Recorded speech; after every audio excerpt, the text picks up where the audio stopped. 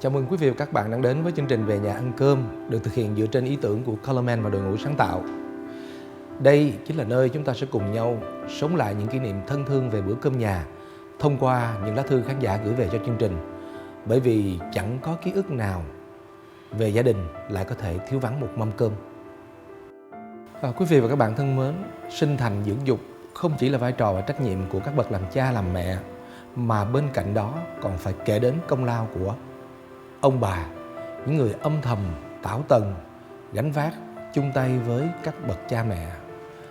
Hôm nay thì Colorman sẽ được tường thuật lại câu chuyện của bạn Bình An, sinh viên năm nhất trường Đại học Công nghiệp Thành phố Hồ Chí Minh, về tuổi thơ thiếu vắng tình thương của cha mẹ, nhưng bù lại bạn lại có được một người bà vô cùng tuyệt vời sống bên cạnh mình. Sài Gòn, ngày 10 tháng 2 năm 2019. Chỉ còn vài ngày nữa là tôi bước sang tuổi 20, cái tuổi đẹp nhất khi bước vào đời, cái tuổi được thỏa sức vùng vẫy, thực hiện những đam mê cháy bỏng của riêng mình. Nhưng với tôi, một đứa sinh viên nghèo, quê mùa lên Sài Gòn, vừa đi học vừa lo bươn chải đủ thứ nghề, chỉ mong có đủ 2 bữa cơm đắp đổi qua ngày đã là may mắn đến nhường nào. Huống chi tôi còn bà ngoại ở quê nhà đang mong đợi ngày tôi nên sự nghiệp.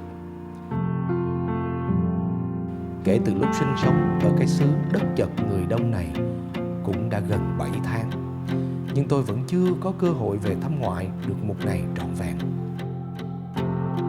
Chính vì vậy, thứ mà tôi cần nhất lúc này chỉ tóm gọn lại bằng 2 chữ: thời gian. An nè. Dạ.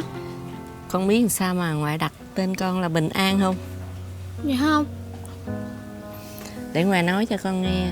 Dạ. Ngoại đặt tên con là Bình An là ý của ngoại á, là muốn cho con được lúc nào con cũng được an bình hết, sống vui vẻ hạnh phúc, biết chưa? Dạ.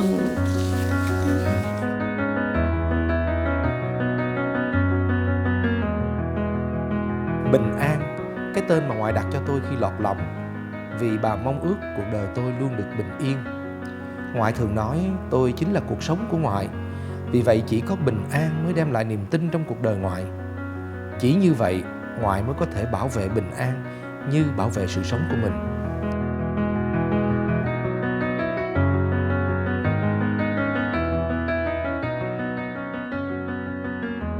Thế nhưng cuộc đời tôi lại trái ngược với cái tên ngoại đặt.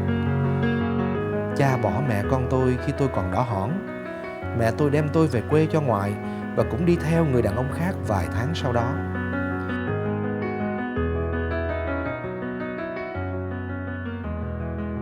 Một mình ngoại chèo chống nuôi tôi khôn lớn.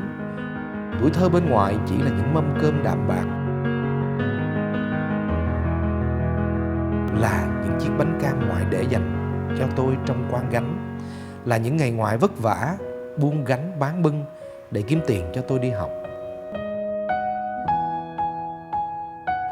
Năm đó tôi còn là một đứa trẻ non nớt, bồng bột, chưa hiểu hết được tình yêu thương mà ngoại dành cho tôi như bây giờ. Càng tiếp xúc với chúng bạn ở trường, tôi càng thấy khó chịu với cuộc sống tù túng và thiếu thốn này. Nhìn bạn bè có đầy đủ cha mẹ chăm sóc cho mỗi bữa ăn, rồi lại có quần áo mới, có tập vở đẹp để đi học mỗi ngày. Lâu lâu lại có những món đồ chơi thú vị. Tôi tủi thân vô cùng.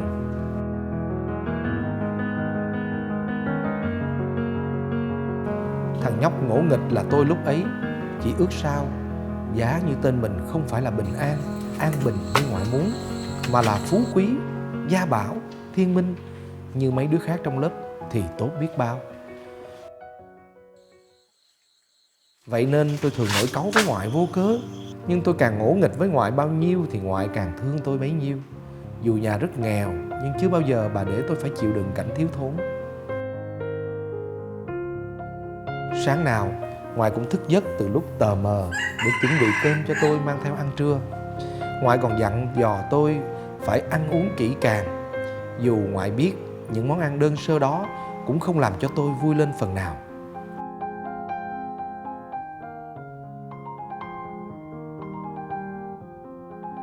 Tôi còn nhớ năm đó đài truyền hình rất hay chiếu phim siêu nhân. Không buổi ra chơi nào tụi bạn cùng lớp không mang những con siêu nhân đẹp đẽ ra chiến đấu.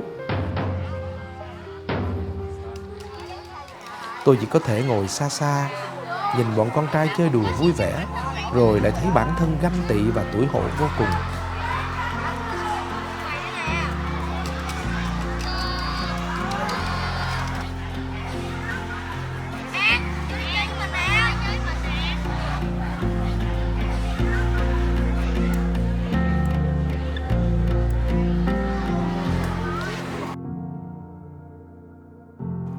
Vậy là sau giờ tan học, tôi chạy một mạch về nhà, nằng nặc đòi ngoại mua cho bằng được con siêu nhân giống hệt đám bạn ở lớp.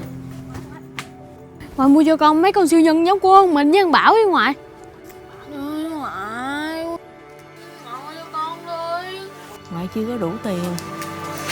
An An An. Cơn nóng giận bùng lên. Tôi ấm ức, bỏ ngoại đi biền biệt suốt nửa ngày.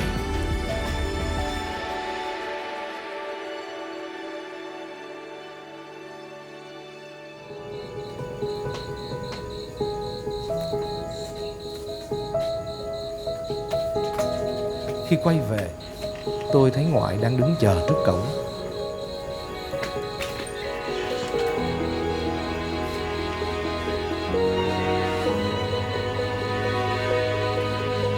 Len lén che đi đôi mắt ướt.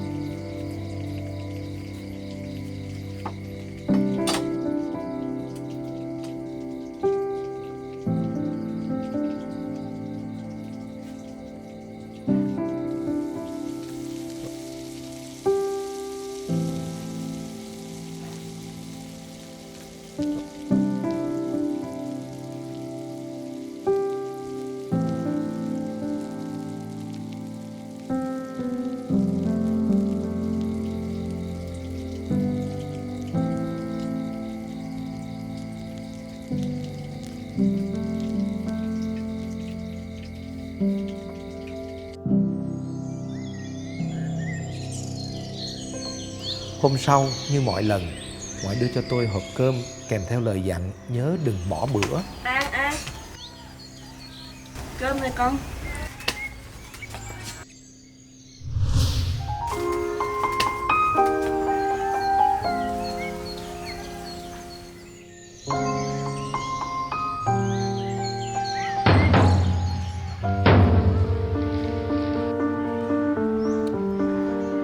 giờ nghỉ trưa như thường lệ, tôi mở hộp cơm ra ăn. Đập vào mắt tôi là một con siêu nhân đủ màu sắc tuyệt đẹp, được sắp xếp bằng những đậu que và từng miếng cà rốt cắt nhỏ. Con siêu nhân hiện lên khá dũng mãnh, bởi nó được khoác lên người 2 miếng đậu hũ được cắt làm đôi. Bắt mắt nhất vẫn là phần chân, vì ngoại trang trí bằng cả phần đuôi cá chiên, trông thật lạ lùng.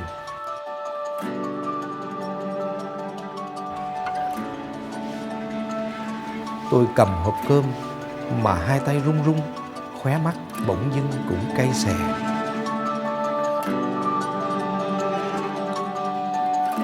Chúng bạn đi ngang vô tình trông thấy hộp cơm của tôi, ai nấy cũng đều trầm trồ vì chú siêu nhân có 102 này. Ai làm siêu nhân cho bạn vậy? Bà ngoại tôi làm á.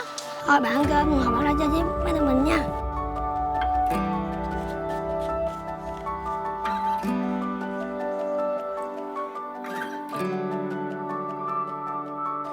Giây phút đó tôi nhận ra hộp cơm ngoại tặng cho tôi là món quà vô giá mà không món đồ chơi xa xỉ nào có thể sánh bằng.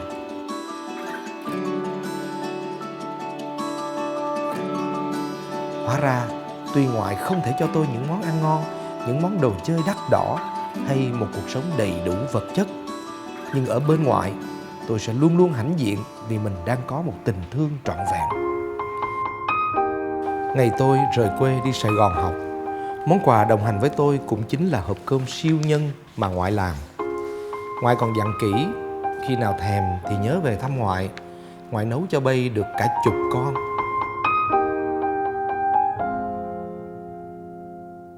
Ký ức về hộp cơm siêu nhân ấy vẫn mãi hiện trong tôi mỗi khi nhớ về bà.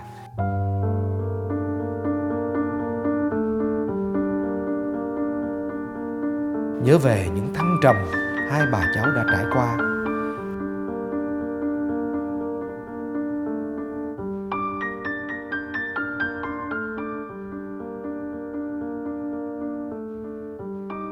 Có thể sau này ông trời sẽ ban tặng cho tôi thêm vài người phụ nữ trong cuộc đời để yêu thương.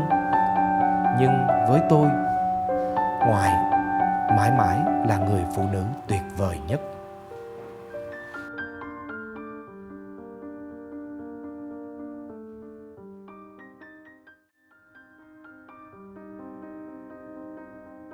Quý vị và các bạn thân mến, tình yêu thương và sự hy sinh của bà ngoại dành cho bạn Bình An trong câu chuyện mà chúng ta vừa xem thật quả là không có gì sánh bằng, đúng không nào?